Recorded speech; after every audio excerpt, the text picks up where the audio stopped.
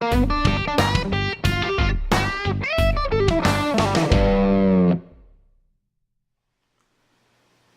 folks, how you doing? Adrian Raso here, and today we're talking about bar chords. I'm here in this beautiful bar in Sacramento. Going to kind of give you a little lesson on the origin of where bar chords come from, and talk a little bit about two shapes that you can learn that are very, very simple to move around. A little bit simple. Let's not say too simple. They're a little tricky sometimes. But anyway, bar chords, the history of them. Basically, the idea is that, if you go back in the history of music, musicians always performed in drinking establishments. And so along the way, this became this movement where musicians would use these cool chords where they were like bar chords. And so, one day, one of the owners said to one of the musicians, what is that? That's so cool. And he said, well, it's actually a bar chord. And he said, I think I'm going to call my place a bar.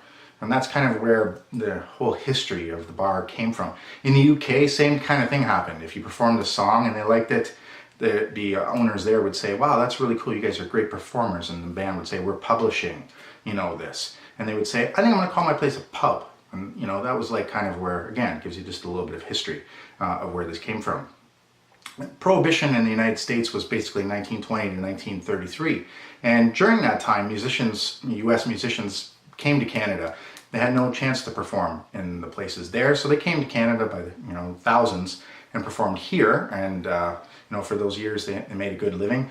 And then the U.S. was kind of a little upset about that, and that's why, of course, today you have the drinking laws the way they are, where it's a couple of years difference in what age you can drink there. So you can see that it's still there's a little bit of resent there, and they're still getting them back for that kind of stuff.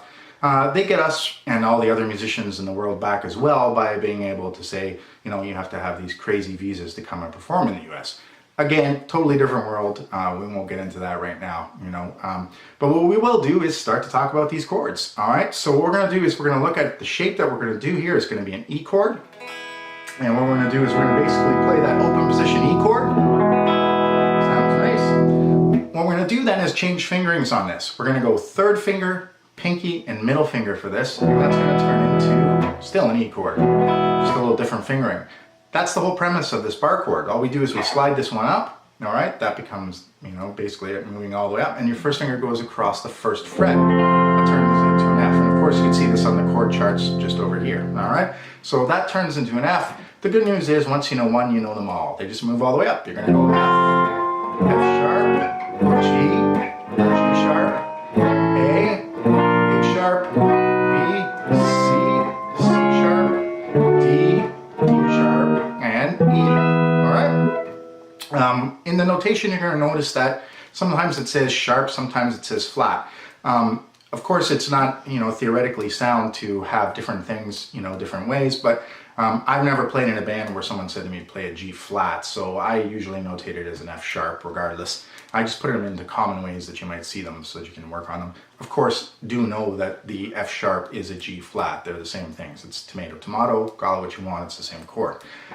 Moving on to the A string root, we're going to do our A open position chord, okay? So A. Now what we're going to do is we're going to slide this one up.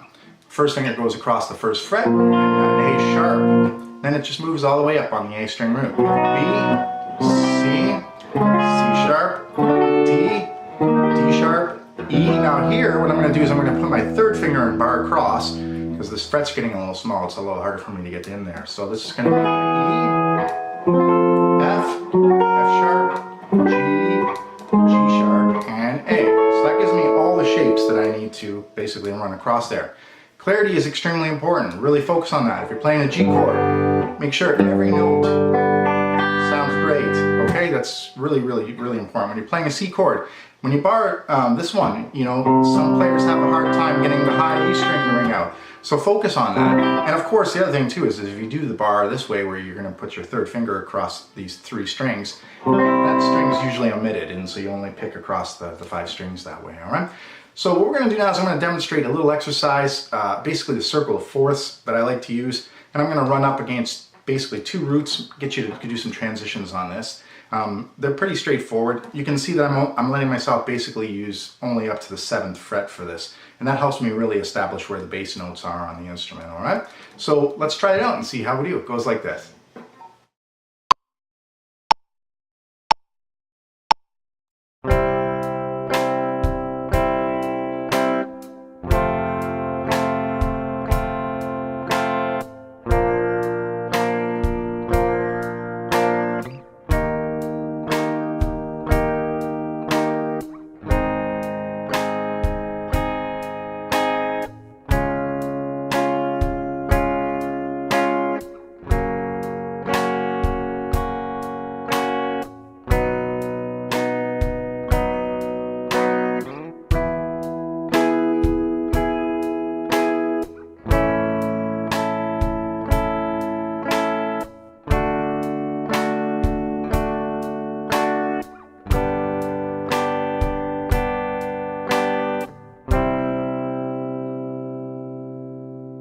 right, so there we go. Hopefully that exercise helps. You know, again, make sure that it's just transitions can be tough, so just take your time. To C, you might just spend time, you know, sitting there and go like this, you know, C to F. And even if you're just sitting there and watching Game of Thrones or something like that, turn, you know, your volume off, or, you know, don't even plug in, and just sit there and work on transitions. It's a great way of just getting your hands to, you know, kind of get that muscle memory to be able to perform these things.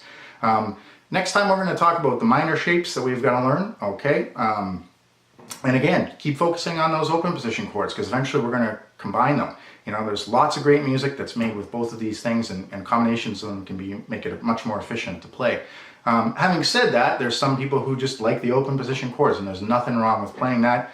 One Canadian hero that played one chord exclusively throughout her entire music career. She played that's it. Every song that she did was just this chord, right? She was really famous, you know, for basically in 1813 she warned the British about an attack that was coming, and you know, she ran and she took her guitar, her one chord songs, and her chocolates, and she ran away and warned everybody and became a Canadian hero. But she's made an entire career out of playing this kind of stuff. So yeah, so check her out online, figure out if you can figure out who she is. Yeah, all right, so anyway, there we are. All right, good luck. I'm going to go in and get ready to play some bar chords here, and I'll see you guys next time. All right, take care.